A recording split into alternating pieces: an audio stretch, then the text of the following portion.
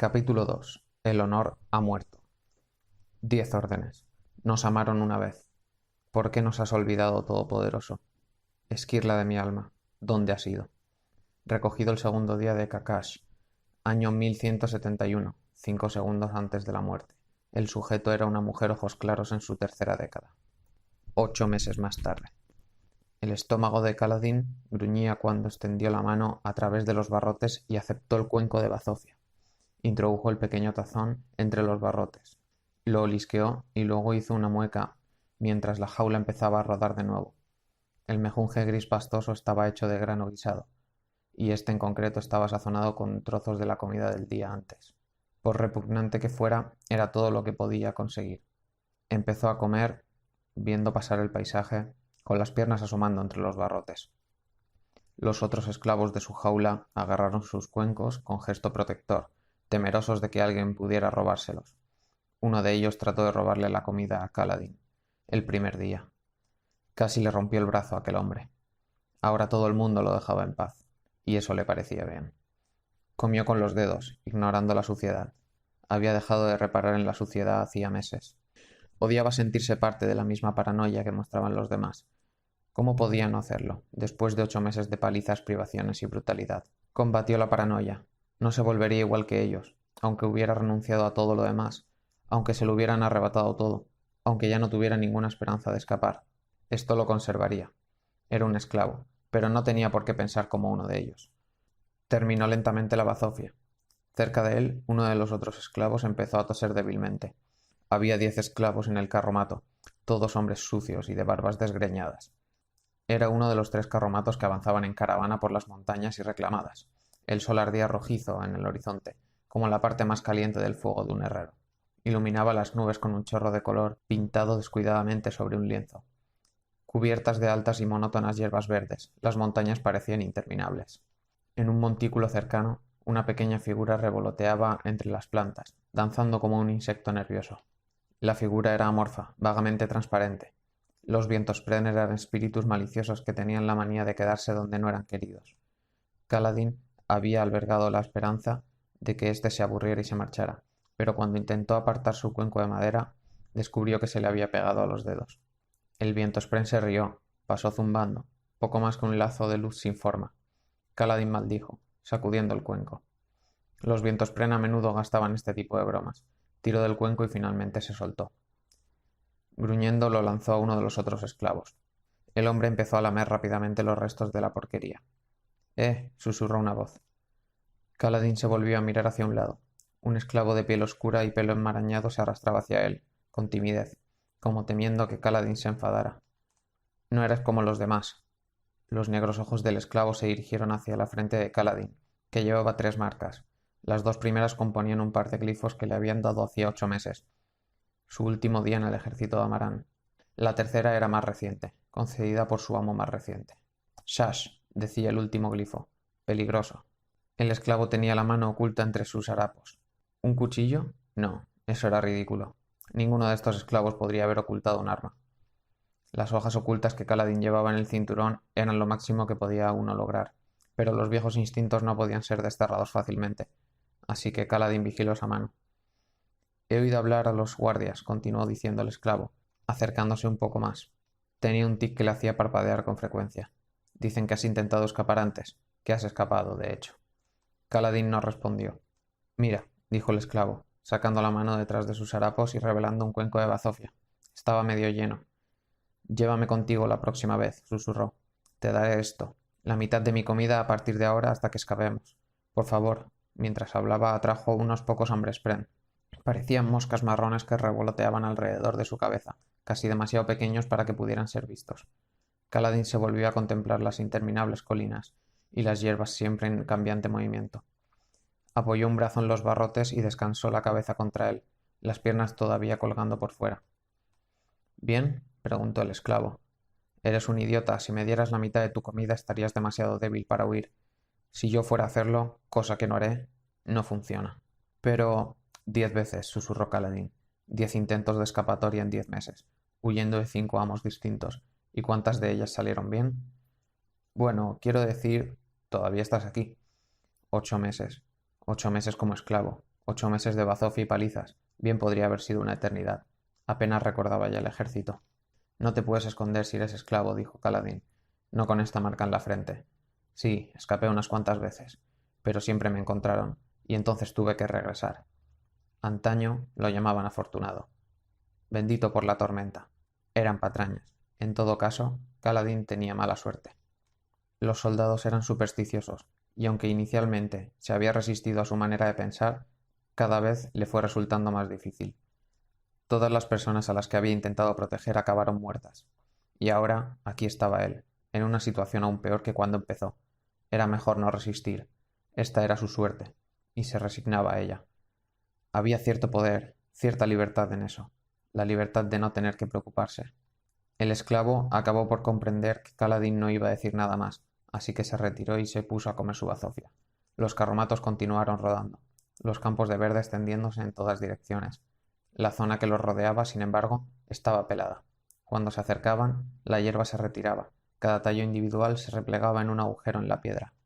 Después de que pasaran las carretas, la hierba volvía a asomar tímidamente y extendía sus hojas hacia el aire, y así los carromatos avanzaban por lo que parecía ser un camino de roca, despejado solo para ellos. Avanzados en las montañas y reclamadas, las tormentas eran increíblemente poderosas. Las plantas habían aprendido a sobrevivir. Eso era lo que había que hacer, aprender a sobrevivir. Prepárate, capea la tormenta. Kaladin captó el olor de otro cuerpo sucio y sudoroso y oyó el ruido de pasos arrastrándose.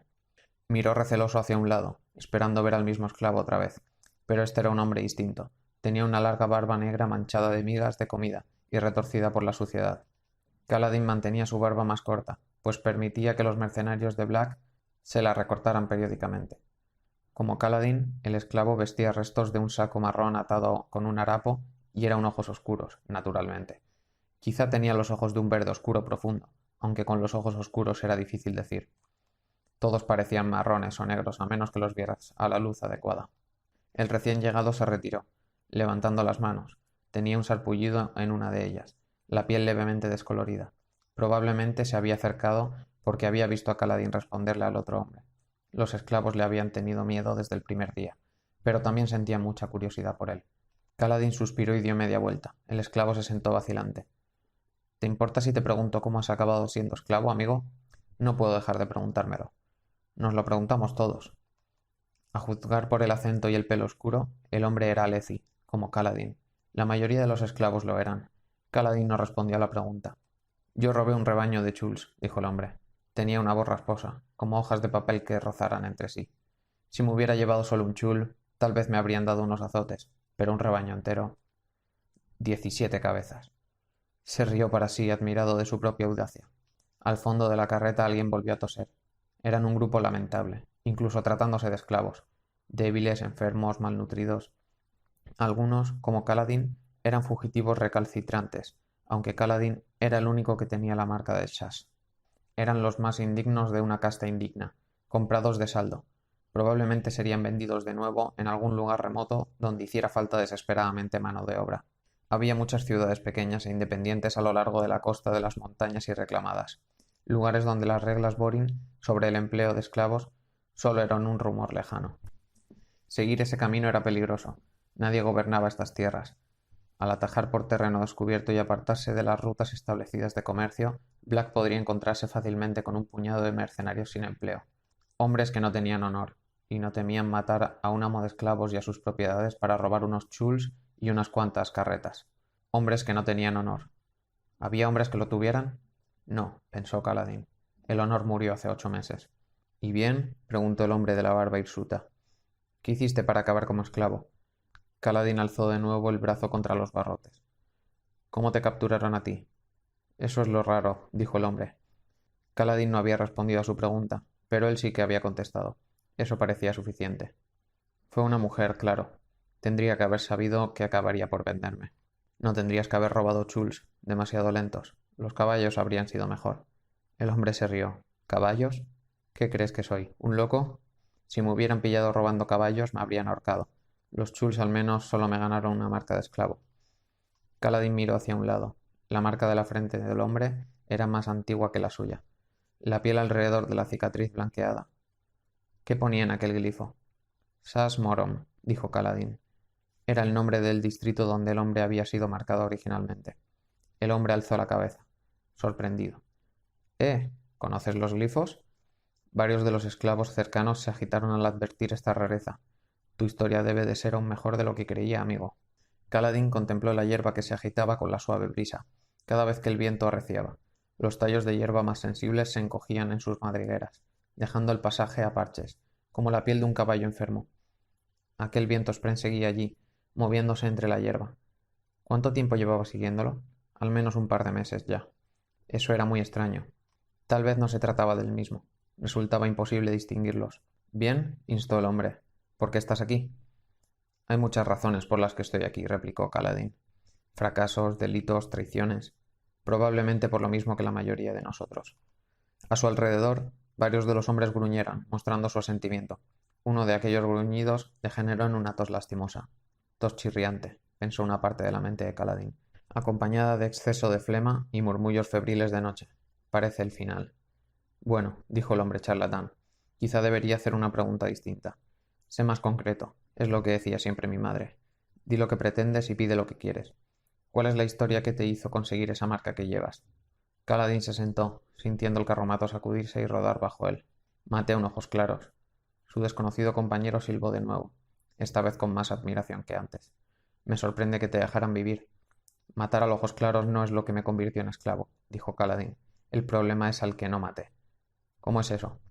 Kaladin negó con la cabeza. Luego dejó de responder a las preguntas del charlatán. El hombre acabó por dirigirse a la parte delantera de la carreta. Se sentó y se puso a mirarse los pies descalzos. Horas más tarde, Kaladin seguía sentado en el mismo sitio, acariciando absorto los glifos de su frente.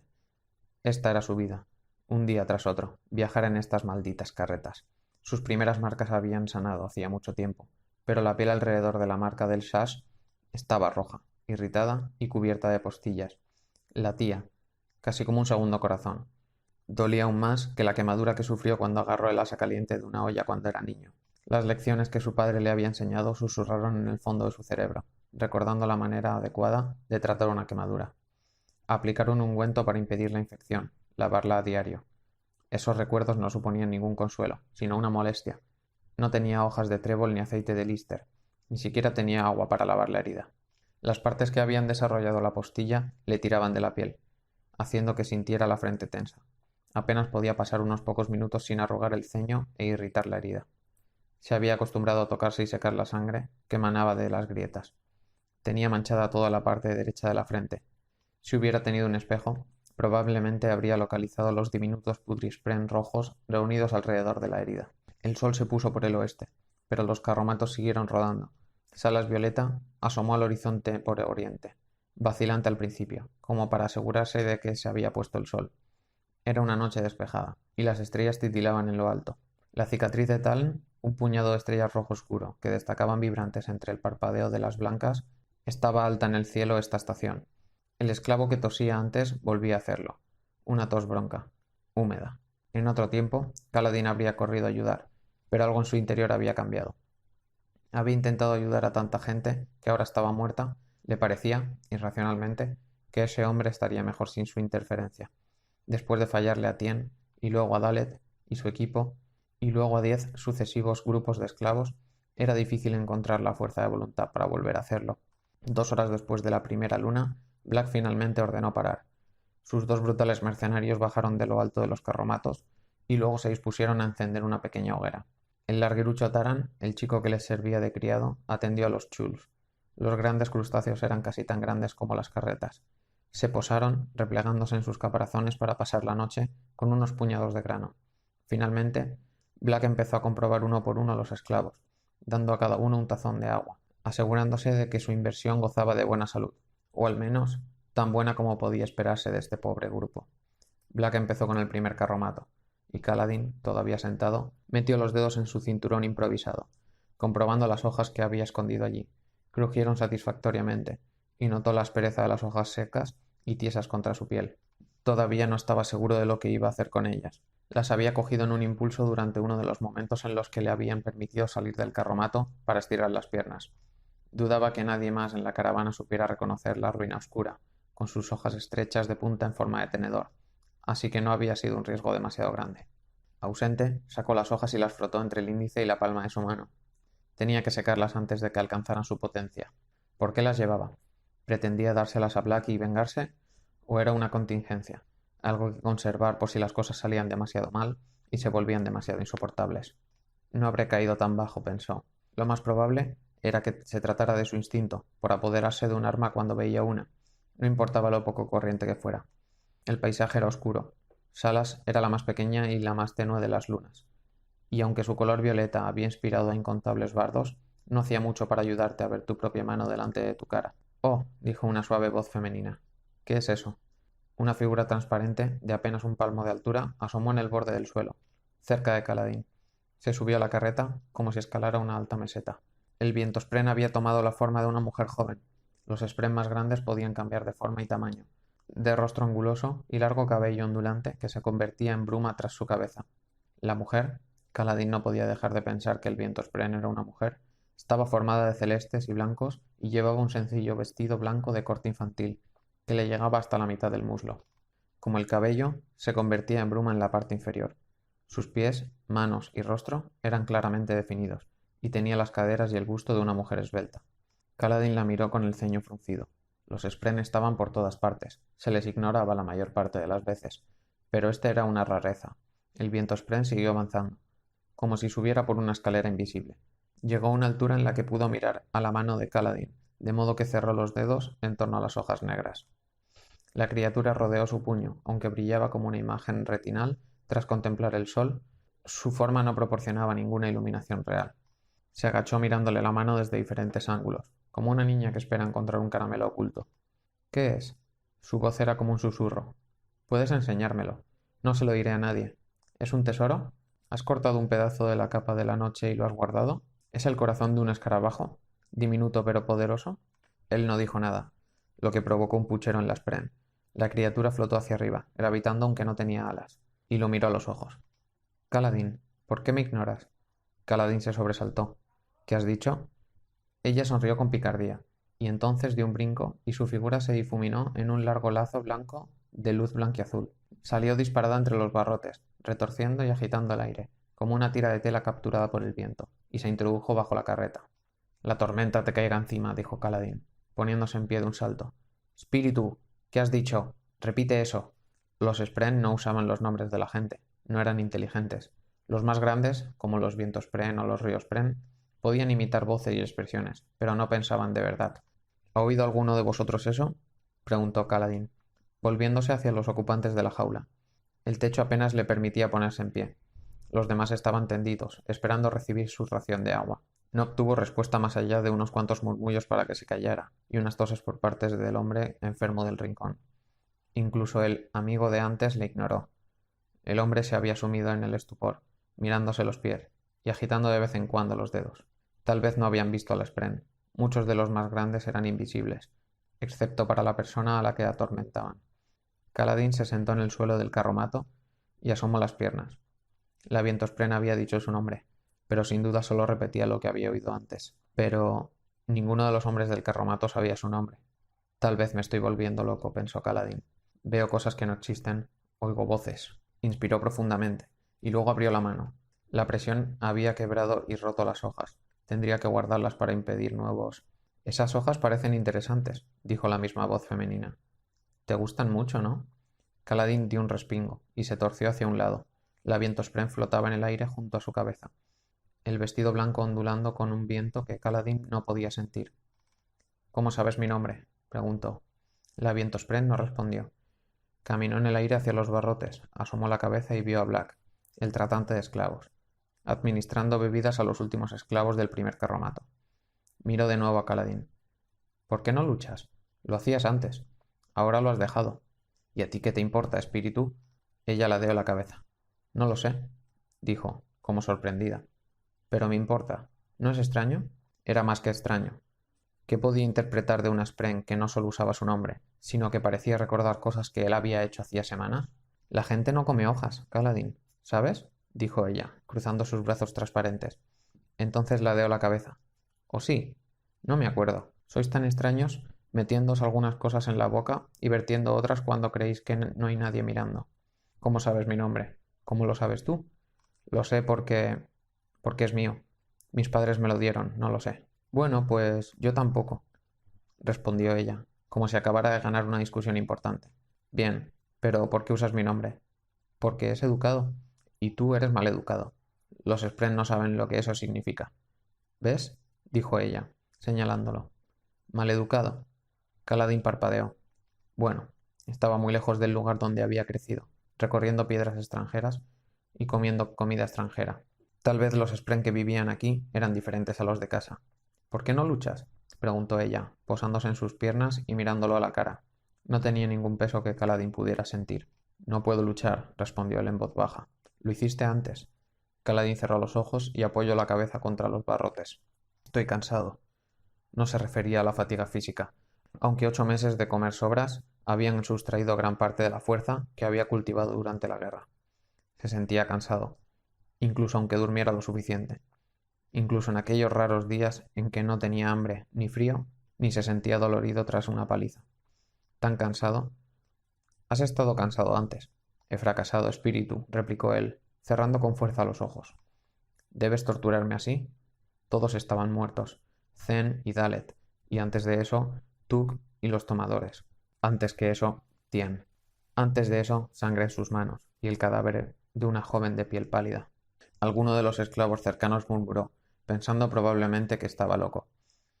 Cualquiera podía acabar atrayendo un Spren, pero aprendías pronto que hablar con uno de ellos carecía de sentido. ¿Estaba loco? Tal vez debería desear eso. La locura era una huida al dolor. En cambio, lo aterrorizaba. Abrió los ojos. Black finalmente se acercaba al carromato de Caladín con su cubo de agua. El hombre, grueso y de ojos marrones, caminaba con una leve cojera, el resultado de una pierna rota tal vez. Era zaileño. Todos los zaileños tenían las mismas barbas y cejas blancas. No importaba su edad ni el color del pelo de sus cabezas. Aquellas cejas crecían muy largas, y los zaileños las llevaban recogidas tras las orejas. Eso hacía que pareciera que tenía dos vetas blancas en su cabello, por lo demás negro. Sus ropajes, pantalones de rayas rojas y negras con una camisola azul oscura a juego, con el color de su gorra de lana. Habían sido buenos en algún momento, pero ahora estaban hechos harapos. ¿Había sido alguna vez otra cosa que no fuera un tratante de esclavos? Esta vida, la indiferente compra y venta de carne humana, parecía tener un efecto en los hombres. Agotaba el alma, aunque llenara la faltriquera. Black se mantuvo a distancia de Caladín y alzó su lámpara de aceite para inspeccionar al esclavo que tosía. Llamó a sus mercenarios. Bluth, Caladín no sabía por qué se molestaba en aprender sus nombres, se acercó. Black habló en voz baja y señaló al esclavo. Bluth asintió. El rostro pétreo, recortado a la luz de la lámpara, y liberó el garrote de su cinto. La Vientospren tomó la forma de un lazo blanco, y luego voló hacia el hombre enfermo.